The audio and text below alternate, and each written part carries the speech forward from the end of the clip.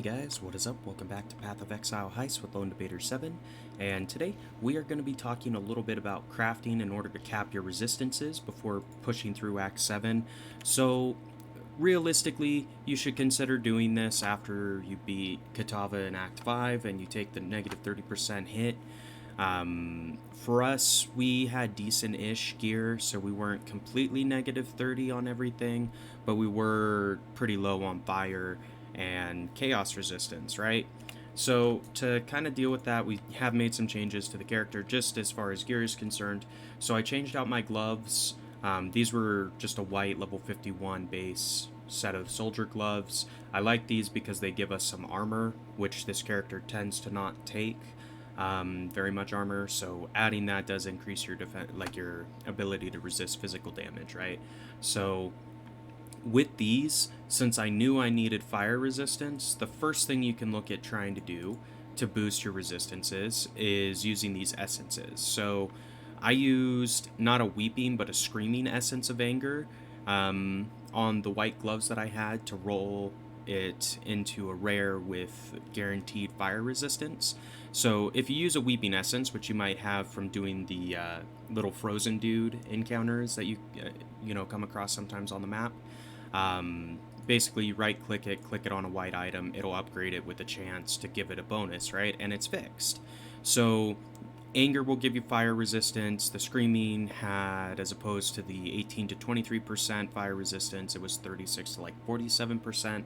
So we got unlucky and rolled the lowest fire resistance possible. However, we did get lucky and rolled 15% chaos resistance as well. So I went ahead and just left it the way it is, called it good. This is a decent set of gloves for what we were looking for. So first thing you can do, if you don't have your resistances caps, look for Essence of Hatred, Anger, and what is Lightning? I don't know what all of them are called, I'm sorry. I should have looked at that first, but I should have one that does Lightning. Or Wrath. So you need Anger, Hatred, or Wrath to get fire, cold, and lightning resistance on your items. Obviously, the better version of these that you have, or the higher percentage bonus increase that it could roll, the better. It does tell you how it will apply to different types of items. So like for armor, it gives us lightning resistance. If you're adding it to a belt, it'll give us resistance. If it's weapons or rings or amulets, it'll just do damage of whatever type. So you want to put it on armor or belts in order to increase your resistances if you're going to use essences. But that's a good way to kind of build up a little bit more defense right off the bat. And typically speaking, having rare items is kind of what you want by and large. So, using an essence shouldn't feel too bad. You'll sometimes get good bonuses. Like with these, we got the extra chaos resistance, which was really good for us. Outside of that, if we look at our defensive tab, we're still not capped on everything. Capping your resistances is hitting 75%.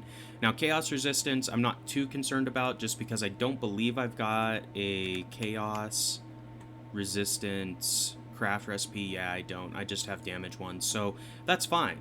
Not a big deal. We'll just leave our chaos resistance where it's at. 5% is better than the negative 10%, I think, is where we were before we added these gloves, so not bad. Before we get into crafting, I just want to talk about the other things we changed. You might notice if you look at my minions, they've got these stylish little blue circle around it. So that is from activating another one of our auras. So it's the Wrath aura. This basically increases our minions' lightning damage, or gives our minions a base lightning damage that they will hit with between 7 and 118.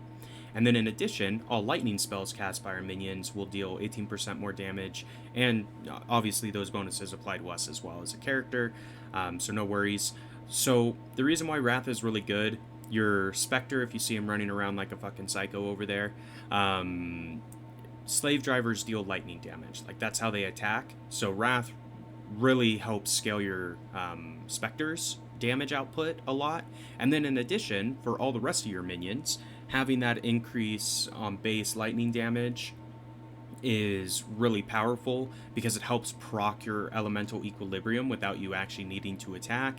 And then when you use your Stormbrand, you get bonuses from using that because it's a lightning damage type spell, right? So, you know, you hit W and cast Stormbrand on someone, they're taking lightning damage, but it's modified because we have Wrath up. The other thing we added was we added Dread Banner, which basically gives your minions the chance to impale, and it decreases the accuracy of nearby enemies. So that is actually really powerful as well. I forget how the impale mechanic works, but I want to say that impale does like a set duration of physical damage or something like that. Anyway, picking up Dread Banner as an aura is really good too. With our mana setup, you know, Dread Banner's 10% reserved, Wrath is 50% reserved, and Skitterbots is 35% reserved. So we only have 32 mana. That is enough for us to be able to still Flame Dash or cast some Skulls around if we want. So I'm probably going to get rid of Frostblink, in all honesty, because it's not all that useful to us anymore. Mainly because we don't have the mana to sustain it, to constantly proc it. I guess we can leave it in the socket and level it, like it doesn't necessarily matter on that, but anyway, you might want to turn it off on your move only, otherwise you're going to run out of mana all the time, which can be a little bit annoying. Alright, so two things before we dive into crafting. I know there's a lot. So I was recording, and unfortunately my computer crashed while I was recording. I went back and did all the side quests for Act 6. That way we could get a couple passive points. So what I mean by that, I defeated Aberath and the Puppet Mistress. Both of those give you a passive skill point each. The reason why I did that is because we need to pick up this strength node down here in order to equip our Dread Banner, because you need at least 58 strength in order to use Dread Banner. So I needed that, and then the second one I started filling in our Death Attunement wheel up here. Once we reach Death Attunement, all of our zombies and specters will be increased cap by 1, so we will be able to pick up a second specter, and we should be able to have 7 zombies as opposed to 6, which will increase our base damage significantly. In addition, completing that will gives us a fair amount of minion buff. I think it's primarily focused around life is kind of what it looked like. So this one does life and damage, this one does damage, this one does damage and life leech. This one does attack and cast speed, increases specters. Then we take this one as well for more life and regen for our minions. So once we get these 4 passives, the next 4 levels, it's going to be really good. Like, our minions are going to be pretty damn strong. Alright, so I know we said we were going to talk about crafting in order to cap your resistances. So the way I like to do this is I start out by crafting on my rings first, because rings, they're kind of an easy item to upgrade by and large, right? So this one does 30 cold, 15 lightning. If we put this in our crafting bench here, so we can't put resistance on that, unfortunately, and we can't put it on this, and that is because it has suffixes. So Burnished Sapphire Ring of the Squall, I believe it's when it has a suffix that you can't add to it. So like this one, no space for more mods because it has a prefix and a suffix, whereas this wand, it's just a corpse spire, it doesn't have any. We can craft our resistances on here. Now I've got the level 3, and you probably will have this as well, and it costs 3 Chaos Orbs to do the top tier of resistance. Now, that's a little pricey, in all honesty. Like, I don't really like spending Chaos Orbs when I'm doing crafting, or at least not at this point. Like, I haven't really seen the reason to do it, especially on a level 52 character. Like, if this was, you know, we've already finished the axe and stuff, alright, maybe it's worth spending the 3 Chaos. But Alchemy Orbs are relatively common, and we grind those fairly quickly. Like, I've got a bunch of Alchemy Orbs. I've got, like, close to 50 of them. So, adding or spending 1 fire or Alchemy Orb to gain a resistance, and they all cost the same for the level 2 resistance. It's 1 Alchemy Orb. that's worth it. If you don't have the alchemy orbs, you can use these, which are transmutation orbs, which you should have a fuck ton of if you've been picking up currency as you've been playing through. And you should have the alchemy orbs too, but just in case you spent them on, you know, getting rare items or something, that's all right. It's understandable. You can use transmutations as well. And it just decreases the level of resistance modifier you're going to get. So this is only 16 to 20 at level 1, 21 to 28 at level 2, and 29 to 35 at level 3. So if we look at our defense again, our fire resistance is 43%, our cold and lightning are basically, well, 55 on cold, 51 on lightning. So I'm going to start by trying to cap our cold resistance, I guess, since it's the lowest. So I'm going to do a level 2 cold resistance craft on this wand, and basically it's not going to change any of the modifiers we've got. So we're still going to have the cast speed, the physical damage, all that kind of shit is still going to be on there. It's just going to add an additional cold resistance modifier between 21 and 28%. So the way this works, it's easiest if you search up here. I just type in res, it'll show you all of your resistances. You can do combos as well. These are more expensive. You won't have it unlocked at this point because it's a level 60 craft for the top tier. You might have the middle, but it's not typically worth it. I mean, 13 to 16% on both is not as good as just putting 21 to 28 of a single, typically speaking, unless you have gear that's already prefixed and suffixed out and you're trying to get 2 modifiers because you only have like 2 items you can modify, right? Or craft, I guess. So anyway, we have enough because I should be able to craft on our gloves, our boots, our belt, and our helmet, and our chest piece. So we have plenty of items to craft on that it's not going to be a big deal. So let's go ahead, get our level 2 cold resistance. So you just highlight the one that you want. So level 24, 1 alchemy orb, 21 to 28 cold res, and craft. So we got 26 cold res. That's actually a pretty good roll because it's close to the top end. So there we go. And that should cap our cold resistance. Yep, so we have 81 total cold resistance now. It limits you to 75% because we don't have extra passives that increase the total amount. So that's fine, no worries. But there we go. Our cold resistance is now capped. Next, we're going to do lightning. So I think we are going to take our helmet, maybe. Yeah, I think we're going to take our helmet. So... or, well, it has a how does it have a suffix? Interesting. Huh. Okay, well, I guess we can't use our helmet then, JK. We'll use our boots, which can. So we can't add cold resistance because this one already has cold resistance on it. So we're going to do lightning, and we're going to do the same thing. Kind of the middle here, 21 to 28, lightning for 1 alchemy orb. And let's just see what we roll. We got 24, so that's middle of the road. Not terrible, not great. But that should have capped us as well on our lightning. Yeah, so we're at 75 lightning, 75 cold now. We need to get about 30, or well, we really need 32% more fire resistance in order to cap fire. So we might put that on our belt, I think. Yeah, so it already has lightning, so we can still add fire. And realistically with this one, since we need so much fire resistance and we're kind of running out of items to put it on because we won't be able to put it on the gloves since it already has fire resistance. I doubt we can put it on the boots. Oh, well, we could put it on the boots. Fuck it, let's put it on the boots. We'll do middle again for fire res. Oh, this will replace the lightning resistance though. So you can only have one. Anyway, so we're going to go for the belt for fire, add that to it. It'll make it actually a pretty fucking good belt. So there we go. We got 28 fire resistance. That's pretty good.